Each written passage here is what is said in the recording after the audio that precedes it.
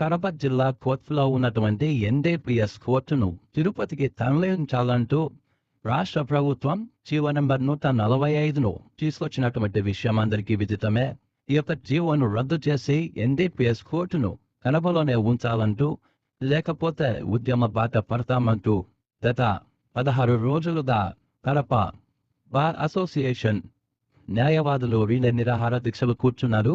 ఇందులో భాగంగా తమ డిమాండ్ను ప్రజలు కానీ, ప్రజాప్రతినిధులు కానీ, రాజకీయ పార్టీలు, ఏదైతే ప్రతిపక్ష పార్టీ కానీ, అధికార పక్ష పార్టీ కానీ, రాష్ట్ర ప్రభుత్వం కానీ ఎవరు పట్టించుకోవడం లేదంటూ ఈరోజు వినూత్నంగా తమ నిరసనను ప్రదర్శిస్తూ గంగిరెద్దులకు ఈ జీవో నెంబర్ 145ను రద్దు చేయమంటూ గంగిరెద్దులకు అనే మూగజీవులైనటువంటి గంగిరెద్దులకు ఈరోజు రిప్రజెంటేషన్ ఇవ్వడం జరిగింది. ఈ సందర్భంగా కడప చేస్తున్నటువంటి రిలే నిరాహార దీక్షలు ఈ రోజుకు 17వ రోజుకు చేరుకున్నాయి. న్యాయవాదులంతా సమైక్యంగా ఎన్డీపీఎస్ చట్టం పైన, కోర్టుల నిర్మాణం పైన ఇచ్చినటువంటి 145 జీవోను రద్దు చేయాలనే డిమాండ్తో మా న్యాయవాదులము ఈ ఉద్యమాన్ని ప్రారంభించాము. అయితే ఇది న్యాయవాదుల సమస్య అని కేవలం న్యాయవాదులకే సంబంధించిందిగా గుర్తించకుండా, ముఖ్యంగా ఇది ప్రజలకు చాలా ఇబ్బందికరమైనటువంటి జీవోగా పరిగణలోకి తీసుకోవాలి. ఎందుకంటే ఈ సమస్య అనేది చాలా జటిలంగా తయారవుతుంది. రాష్ట్ర వ్యాప్తంగా ప్రతి జిల్లాలో ఉన్న కోర్టును, ఈ ఎన్డీపీఎస్ కోర్టును 5 ప్రాంతాలకు కేంద్రీకరించడం అనేది చాలా తప్పిదమైనటువంటి విషయము. ఎందుకంటే గంజాయి అనే పదముతోనే కాకుండా నార్కోటిక్ డ్రగ్స్ అనేటువంటి ఏ కేసు పెట్టినా కూడా, పెట్టిన కేసులో ఉండే మొత్తం మాత్రము కక్షిదారుని పైన పడే భారం మాత్రం చాలా తక్కువైనది. 100 నుంచి 500, 1000 రూపాయల మధ్యలో జరిగిన పదార్థము లభించినప్పుడు పోలీసులు కేసు పెడతారు. కానీ ఆ కేసు పెట్టిన వాడికి దగ్గరలో కోర్టులు ఉంటే సమస్య పరిష్కారం అవుతుంది. కానీ ఇప్పుడు రాష్ట్ర ప్రభుత్వం తీసుకునే నిర్ణయం వల్ల ఇది ఒక కక్షిదారునికి వేలతో కూడుకున్నటువంటి సమస్యగా ఆలోచించాలి.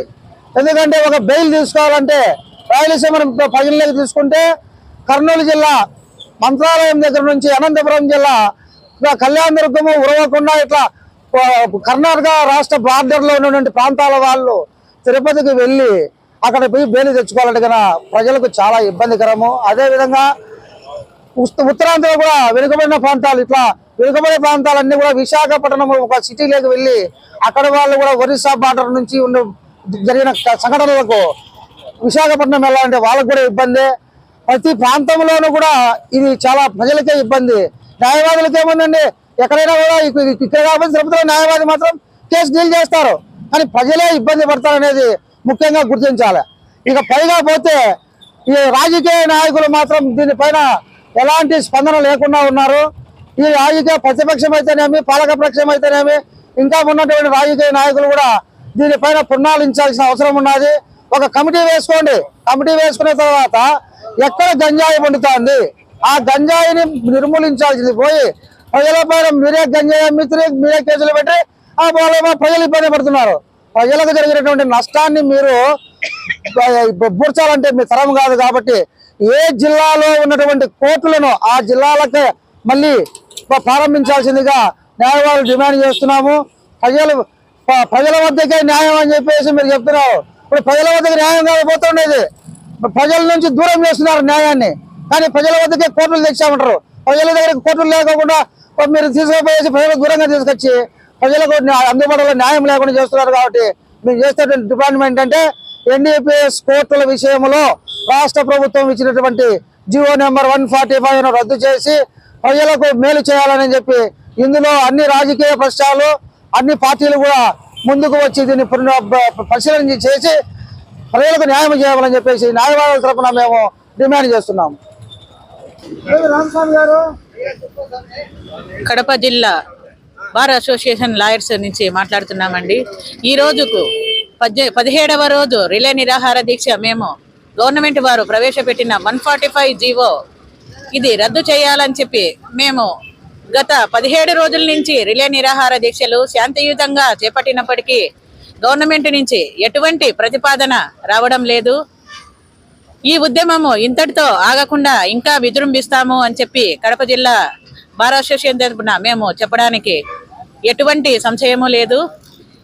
ఈ 145 జీవో ప్రవేశపెట్టి ఎవరు సలహాలు ఇచ్చినారో, వీళ్లకు ఎవరికి ఎటువంటి బాధ కలిగిందో, ఇక్కడ కడపలో ఫస్ట్ ఏడీజే కోర్టులో ఈ గంజాయి కేసులు శాంతియుతంగా విచారిస్తూ ఉన్నారు. వాళ్ళకు ఎవరికి ఎటువంటి బాధ కలిగిందో మాకు తెలియదు. ఇక్కడ విచారించినందువలన ఎవరికి ఏం నష్టం కలిగిందో ఇక్కడుండే కోర్టును తీసుకుపోయి తిరుపతిలో, విశాఖపట్నంలో ఇట్లా 5 చోట్ల పెట్టారు రాష్ట్రంలో. ఈ విధంగా పెట్టిన దాని వల్ల నష్టము న్యాయవాదులకు ఎలాంటి నష్టము లేదు. ఇక్కడ ఉండే న్యాయవాదులు ఇక్కడ ఉంటారు, తిరుపతిలో ఉండే న్యాయవాదులు తిరుపతిలో ఉంటారు.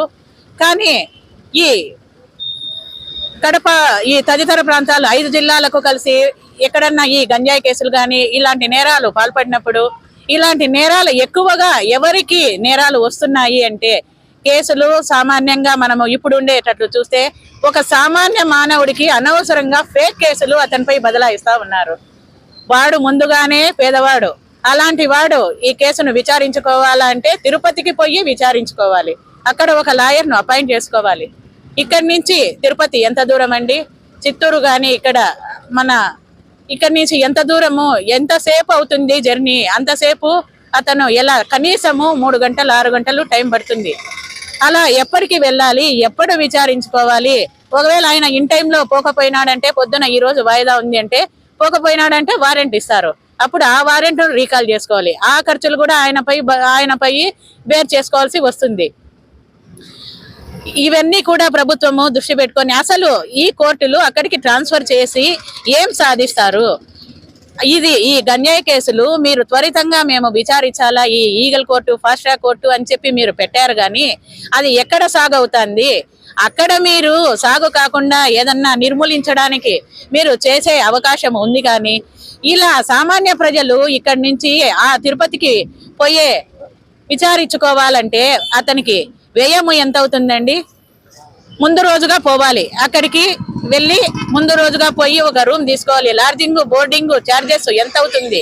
ఇవన్నీ కూడా ప్రభుత్వము ఎలాంటి ఆలోచన చేయలేదు. ఒక న్యాయ నిపుణులతో కానీ, ఒక బార్ కౌన్సిల్తో కానీ, ఎవరితో కానీ వాళ్ళు విచారించకుండా, చర్చలు జరిపించకుండా అనాలోచితంగా తీసుకున్న ఈ నిర్ణయము ఈ జిల్లాల వారికి, కడప జిల్లా వారికి, ఈ చుట్టుపక్కల ఉండే 5 జిల్లాల వారికి చాలా బాధాకరమైన విషయము.